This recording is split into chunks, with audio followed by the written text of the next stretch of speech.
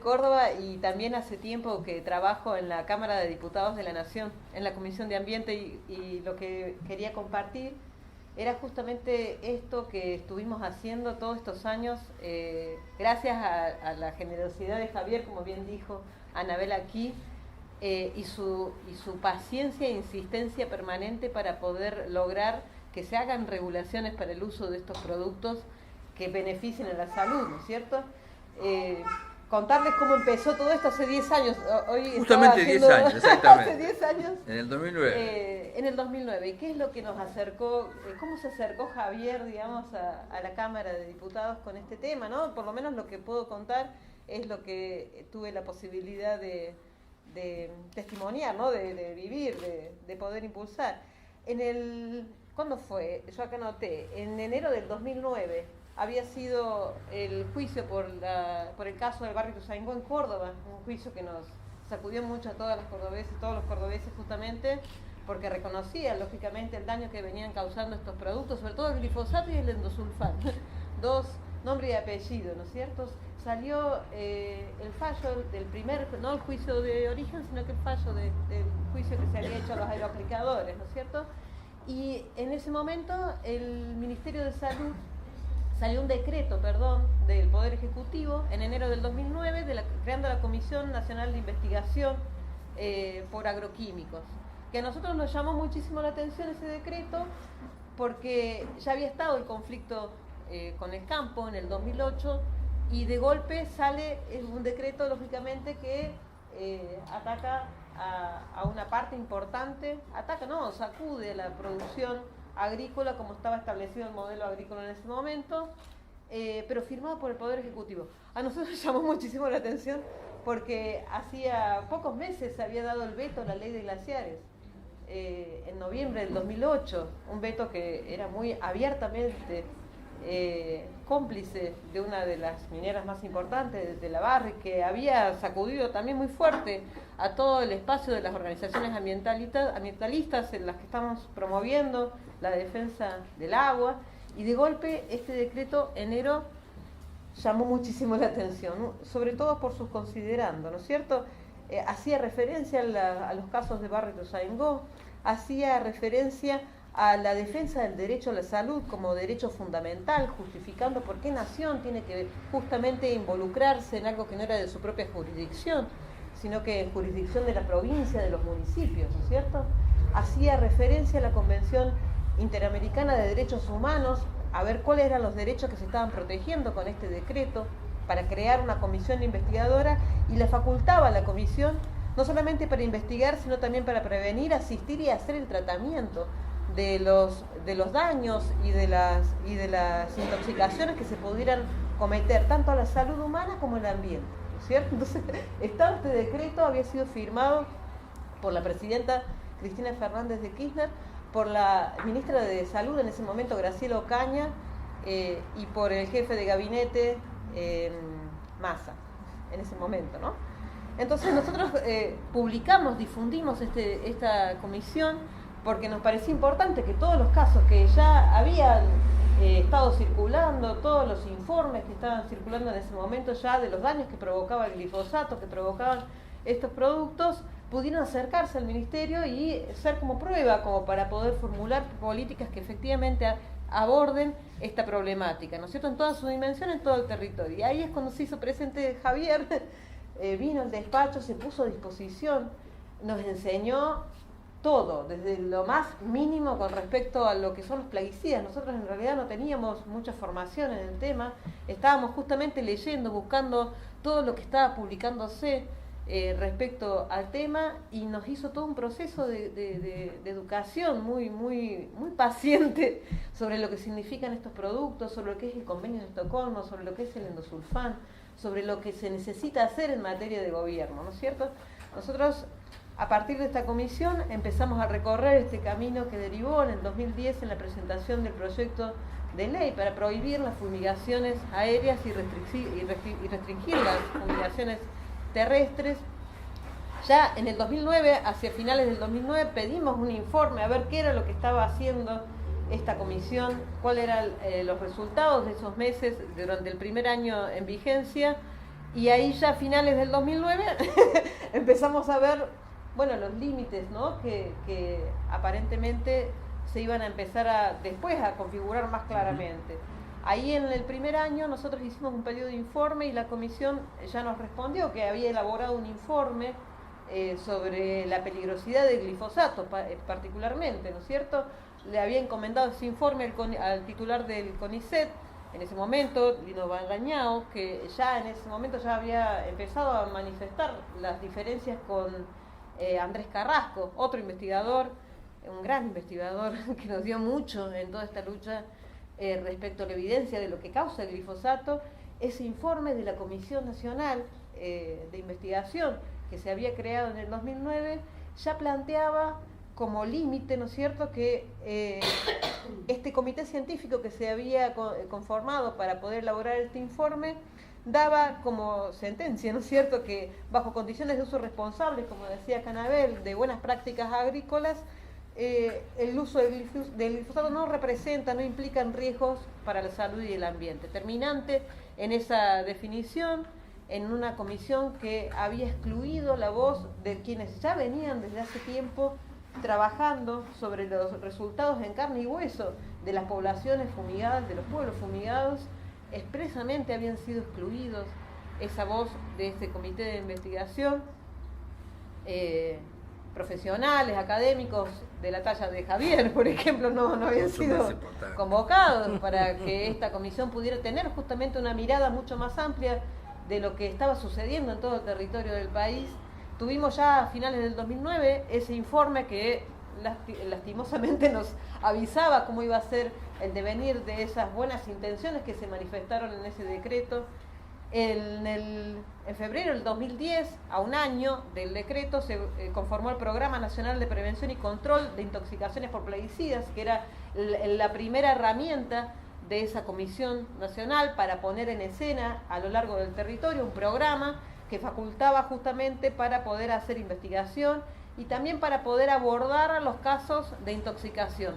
Ese programa ya de entrada nacía bastante mucho más acotado porque no se definía para el uso específico de agroquímicos, sino que para todos los plaguicidas mezclaba en una misma bolsa todos los plaguicidas que se usan para jardinería, para el hogar, para el uso veterinario. Diluía lo que era la impronta del uso de agroquímicos en todo el territorio y también, lógicamente,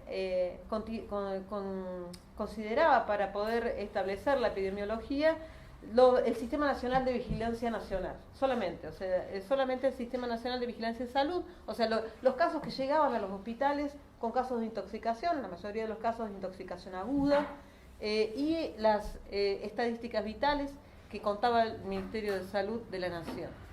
Quedaba todo lo que tenía que ver con el sistema de salud del provincial y municipal por fuera y solamente los casos, ¿no es cierto?, que venían con intoxicación aguda. La visión, ¿no es cierto?, ya que en ese momento se podía ver por parte del Ejecutivo de lo que es esta problemática, ¿no es cierto? Es una problemática que afecta solamente a la salud en forma aguda, cuando hay una ingesta única y en cantidad suficiente para causar la intoxicación, desconoce la intoxicación crónica y se asienta sobre las buenas prácticas agrícolas, o sea, todo lo que intoxica, todo lo que enferma tiene que ver con las fallas de un sistema que si funcionara bien no causaría los daños ni a la salud ni al ambiente. Ya con estos dos antecedentes de lo que fue eso que nos convocó, que nos entusiasmó a muchos de los que estábamos en aquel momento en lugares claves de definición, empezamos a ponerle justamente mucha más atención a la necesidad de generar normas que restrinjan, que puedan defender efectivamente la salud. Así por eso presentamos el proyecto en aquel momento, el proyecto de prohibición de la fumigación. Nos pudimos tener el orgullo de contar con la participación en ese momento con Andrés Carrasco, con el doctor Horacio Lucero, estuvo también Javier, con Medardo Ávila Vázquez, digamos, que estaba en ese momento consolidando la red de médicos de pueblos fumigados.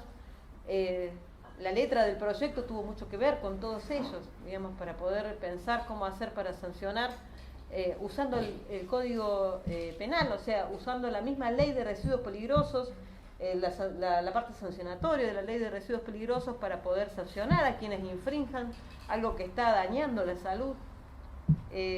Nosotros presentamos eso, en aquel momento estaba Miguel Bonazo como presidente de la Comisión de Ambiente de la Cámara, estuvo también presente Miguel, estuvo presente también Pino Solanas.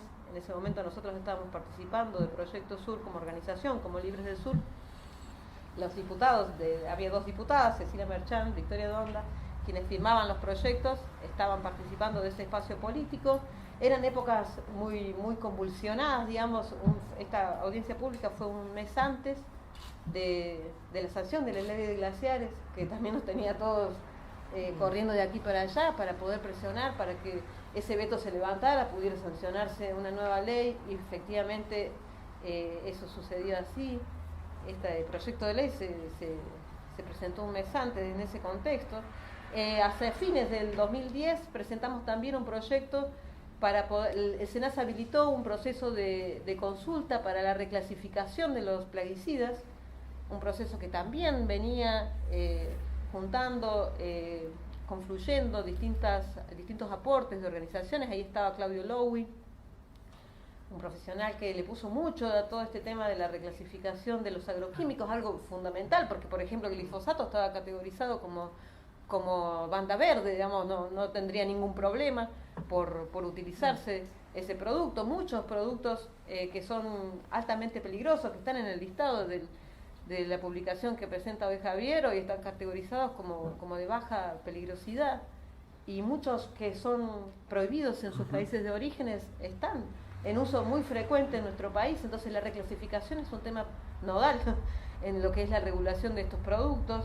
Hicimos esa presentación al SENASA pidiendo lo que acá seguramente va a mencionar Javier, o sea, que se considere no solamente la toxicidad aguda, sino que también la toxicidad crónica, lo que enferma a través del tiempo, en bajas dosis, que haya una participación del Ministerio de Salud y del Ministerio de Ambiente en lo que es la tarea de reclasificación, porque esa clasificación se tiene que hacer en base al efecto, a lo que incide en el ambiente, que se tengan en cuenta no solamente las características químicas, sino que también la interacción con el entorno, con el ambiente, en el suelo, en el agua, en el aire, en la salud, su acumulación, junto a otros plaguicidas también que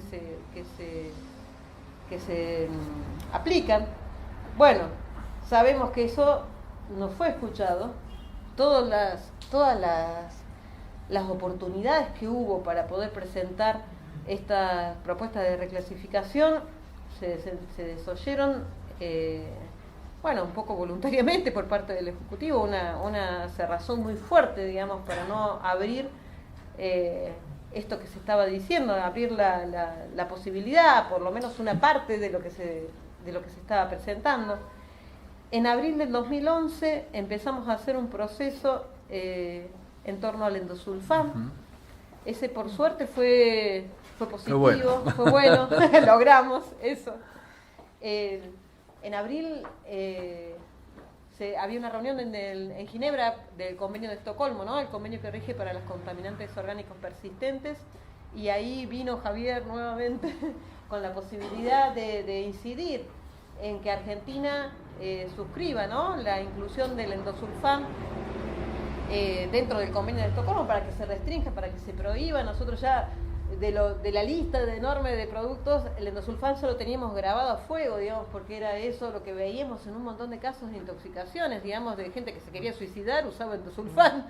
Entonces éramos conscientes de la gravedad, y extendidísimo en todo el territorio, digamos, porque se usaba alternativamente con el glifosato, y necesitábamos que si había posibilidades concretas de incluirlo, fuera de manera urgente, ¿no es cierto? Entonces hicimos una audiencia pública también ahí en el Congreso, estuvo Javier, hubo representantes de la Federación Agraria, estuvo también la Fundación Ambiente y Recursos Naturales, estuvo gente de SENASA, de ATE, de SENASA, gente de la Secretaría de Agricultura Familiar, estuvieron también los trabajadores rurales, estuvieron Ultera, las cámaras de fertilizantes de las empresas agroquímicas, estuvo CASAFE, estuvo CEAFA, estuvo también Medardo Árvila y estuvieron las madres de Ituzaingó, que tenían mucho para decir respecto a lo que era el endosulfán, que hicieron también ellas toda una tarea de entender toda la lógica de estos químicos que se utilizan, gracias a Javier, ¿no es cierto?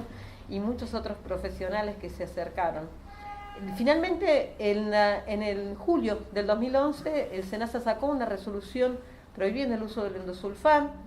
De manera inmediata quedaba prohibida la importación, pero le dio 2 años de cadencia para que se pudiera prohibir el uso. 2 años. Recién en el 2013 se prohibió el uso del endosulfán de manera absoluta, tanto el uso como la comercialización. Se le dio ese periodo de 2 años para que las empresas pudieran terminar de acomodar su stock y finalmente esto pudo ser así. Nosotros solicitamos en su momento que fuera de manera más urgente porque ya se sabía las consecuencias que se venían y 2 años era un tiempo bastante alto. Hubo una gradualidad para poder exigirle a las empresas. Las empresas, ¿qué tenían que hacer? O sea, podían notificar a la autoridad, que era el SENASA en su momento, para que decirle, nosotros tenemos tanta cantidad de stock, se lo podemos hacer todo el mecanismo para reexportarlo, o sea, no perder plata. Podían mandarlo a otro país donde no estuviera prohibido o directamente optar por la destrucción, ¿no es cierto? Nosotros cuando prohibimos este tipo de productos hay que tener en cuenta que entra también en vigencia la ley de residuos peligrosos, porque ya en desuso, ¿qué se hace con todo ese stock? ¿Qué se hace con todos estos productos que están prohibidos? O sea, no se pueden meter abajo de la alfombra. Se tienen que destruir, se tienen que identificar cuáles son no solamente los negocios, sino que cuáles son los usuarios que los tienen para que efectivamente controlar que eso no se use. Entonces, bueno, la ley de residuos peligrosos es una herramienta muy útil para poder ver la trazabilidad de todos estos productos, ¿no es cierto? Digo esto porque la ley de residuos peligrosos con el actual proyecto de modificación del Código Penal justamente deroga el capítulo sancionatorio de la ley de residuos peligrosos, que es lo que nos permite al día de hoy poder decir, bueno, tal persona no cumplió con esto que estaba establecido, con esta prohibición, bueno, yo voy, hago una acción judicial, tengo la ley de residuos peligrosos para que pueda hacerse valer su facultad sancionatoria. El actual proyecto del Código Penal elimina justamente el carácter de prevención de la ley de residuos peligrosos, porque la ley de residuos peligrosos no espera a que el damnificado vaya y demuestre el daño.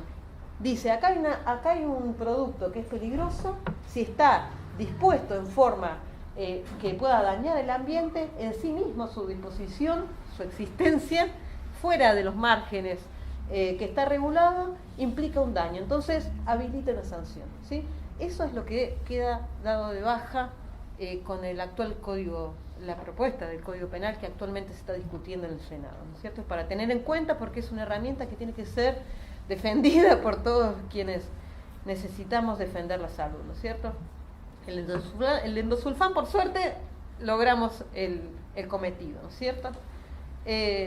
Posteriormente, más tarde, nosotros estábamos ya en el 2014, fue el próximo cometido que tuvimos con Javier. Nos encontramos en noviembre del 2014, en las últimas sesiones del Congreso. Siempre nosotros estamos atentas porque quedan 2 o 3 sesiones y meten un paquete de leyes, digamos. Entonces todo lo que uno no tiene miedo o han tenido dificultades para sancionar, ¡pumba! En la última sesión entran 300, 400 proyectos y uno no tiene capacidad de respuesta. Nosotros vimos en la orden del día, presto a ser tratado en noviembre, una de las últimas sesiones, un proyecto de ley de agroquímicos, ¿no es cierto?, que regulaba el registro, la comercialización y el control, no el uso, ¿no es cierto?, de los agroquímicos. Y encontramos que en el dictamen que iba a estar ya listo para poder tratar en la sesión, había un proyecto de ley del diputado Basterra, que en ese momento presidía la Comisión de Agricultura, que habilitaba entre sus primeros artículos facultaba al SENASA para que pudiera autorizar productos que habían sido restringidos o prohibidos por la Organización Mundial de la Salud. O sea, exceptuaba la posibilidad de que el SENASA, si considerara conveniente, podía habilitar sin más consulta este tipo de productos, ¿no es cierto? Entonces nos llamó la atención, lo pudimos frenar en la sesión. Ese proyecto había sido girado a la Comisión de Agricultura, no había sido girado a la Comisión de Salud ni a la Comisión de Ambiente. Había muchos artículos que tenían que ver con la salud y con el ambiente, había otros proyectos que regulaban lo mismo, que sí tenían giro. Entonces con esa salvedad logramos frenar ese proyecto y durante el 2015 pudimos dar un proceso de consulta a todas las entidades que habían estado debatiendo o por lo menos trabajando sobre el tema de la reclasificación y lo que es el control de la circulación de todos estos productos. Todavía no estaba la ley de envases y pudimos en ese momento por lo menos lograr un proyecto de ley bastante mejorado que lo que fue inicialmente, un proyecto de ley que lamentablemente también cayó porque tuvo su media sanción en la Cámara de Diputados y en el Senado no fue tratado y perdió vigencia, ¿no es cierto? Entonces, en el día de hoy nosotros no tenemos una ley que pueda tener una mirada integral de lo que es el registro, la comercialización y el control de todo esto. Y lo último, para esto hicimos una audiencia pública también. También, sí. Justamente para ver qué es lo que proponíamos. Como siempre, estas audiencias públicas son una herramienta que, a nuestro entender, digamos, como organización, debiera ser permanente en los órganos decisorios. Porque si estamos diciendo esto no está bien, bueno, ¿qué es lo que debería hacerse, ¿no es cierto? Y las audiencias públicas es justamente una herramienta para poder hacer confluir distintos intereses, no solamente los de la población, también hay que ver quienes pueden aportar desde lo académico, desde lo profesional, desde los vecinos, digamos, desde la población, ¿no es cierto? Y también desde el Ejecutivo, que son los que tienen que llevar adelante el cumplimiento de estas normas. Hicimos una audiencia pública y estuvo Damián Berseñasi, que mucho podía aportar sobre el efecto de la salud con sus campamentos sanitarios. Ya tenía varios campamentos sanitarios en ese momento en su haber. Flavio Lowy, también estuvo gente del INTA, Javier, ¿no es cierto?, que estuvo presente para esa tarea que fue importante. Por lo menos ya quedamos, los tenemos a los artículos ya formulados de cómo debería ser una reclasificación en ese sentido. Y lo último, anteúltimo, digamos, que tenemos es la ley de envases de agroquímicos. Cuando nosotros estábamos justamente toda esta vorágine de la ley de registro de agroquímicos, en ese mismo momento, en el 2014, el Poder Ejecutivo Nacional presentaba la gestión anterior, no la gestión de Macri, la gestión anterior, 2014, noviembre, presentó el proyecto de ley de envases, ¿no es cierto? Que es el proyecto, es la ley que está vigente, ¿no es cierto? Presentó por el Senado la firma de Capitanich y la firma de Casamiquela, que era el ministro de Agricultura en ese momento. Una ley de envases que a nosotros nos preocupó mucho, primero porque eran las propias empresas fabricantes de estos productos las que tenían que presentar un sistema de cómo se deberían tratar. O sea, las propias empresas eran las que decían cómo debería ser la disposición y encargarse de ellas mismas de formular los sistemas para que pudieran de tratarse, ¿no? y hacer la disposición final de estos productos. Nosotros, una cosa es la responsabilidad social, responsabilidad extendida del productor, ¿sí? La responsabilidad, o sea, se tiene que hacer cargo económicamente de todo lo que significa la disposición final de estos productos.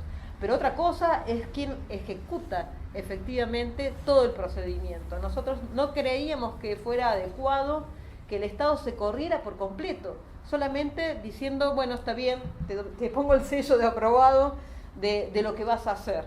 Nos pareciera que tiene que tener una mirada mucho más integral de cuál es el alcance de los sistemas que se presenten y mucha más fortaleza en el control. Esa era la primera cosa que nos llamó la atención de la ley de envases. La otra cosa que nos llamó muchísimo la atención era de que si bien los envases de agroquímicos estaban expresamente mencionados en la ley de residuos peligrosos, en su anexo es una categoría, la I3 dice expresamente envases de fitosanitarios, como le llaman, y en ningún artículo figuraba la palabra residuos peligrosos. O sea, en ningún momento hacían referencia a la ley de residuos peligrosos en todo el proyecto de ley. Entonces, y yendo al articulado, veíamos que si bien en el artículo 1 mencionaba que deberían adecuarse el tratamiento y los sistemas al contenido del producto, en todo el articulado no se contemplaba como un residuo peligroso. Entonces, hicimos también toda una tarea, hicimos una audiencia pública, una reunión de especialistas justamente para poder tratar de interceder en la redacción final. Presentamos una comisión, un despacho de minoría de lo que debería ser, cómo debería tratarse como residuo peligroso, ¿no es cierto? Ahí estuvo Leila Devia, que en materia de derecho es muy importante los antecedentes que tiene, justamente porque fue una de las que redactó la ley de residuos peligrosos, y bueno, y hacía muchas salvedades respecto a los límites de la herramienta de la ley de envase como para poder abordar esto. Hicimos también un despacho de comisión, hicimos después la reglamentación, acercamos todo lo que estuvo al alcance de lo que estuvimos trabajando, y lamentablemente hasta el día de hoy los envases se siguen tirando en la vía pública. Lo único que está concentrado el Poder Ejecutivo es que se perforen, para que si por lo menos quedan en la vía pública no se puedan volver a utilizar con agua. Esa es la concentración, nos lo dijeron hace un mes los propios funcionarios del Ministerio de Agricultura, y ahí está, ¿no es cierto? Bueno, la última fue el año pasado con las buenas prácticas agrícolas, esta política que en definitiva eligió el gobierno actual para poder hacer el tratamiento o enfocar, digamos, el tratamiento de todo lo que es los plaguicidas en nuestro país. En eso ya, bueno, nos conocimos con Anabel en ese momento. Entendemos que es esa la decisión política que tiene tanto el gobierno actual como el gobierno anterior, de no abordar esta problemática en toda su dimensión. Y bueno, y de pedirle perdón por si me extendí mucho, pero nos parecía importante tener todo este derrotero. Ustedes escucharon quiénes son todos los funcionarios que han estado. Esos mismos funcionarios estuvieron en la oposición, ahora son oficialismo. Muchos de los que están ahora en la oposición han sido, digamos, decisores importantes de todo esto. No vemos que haya una diferencia grande, sustancial, entre las políticas que han hecho uno y otros. Nos parece que eso es nuestro rol como organización política y también como movimientos sociales, no perder de vista que cada uno de los ámbitos de decisión necesita obligatoriamente la insistencia para que estas regulaciones se den. No va a poder ser posible si las organizaciones sociales no seguimos insistiendo en la lucha cotidiana para que los órganos decisores determinen normas que beneficien nuestra salud. En eso estamos, por lo menos seguimos trabajando en eso, vamos a seguir trabajando en todo lo que esté a nuestro alcance, agradeciendo muchísimo el rol de Javier y de toda la gente, de todos los académicos, de los maestros, de los formadores, que asumen como propia esa necesidad de ir hacia el lugar en donde se tiene que decidir, acercando lo que debería ser, digamos. Y en eso agradecer infinitamente lo que hemos aprendido. Eso es todo lo que tengo, por lo menos por ahora, para dar.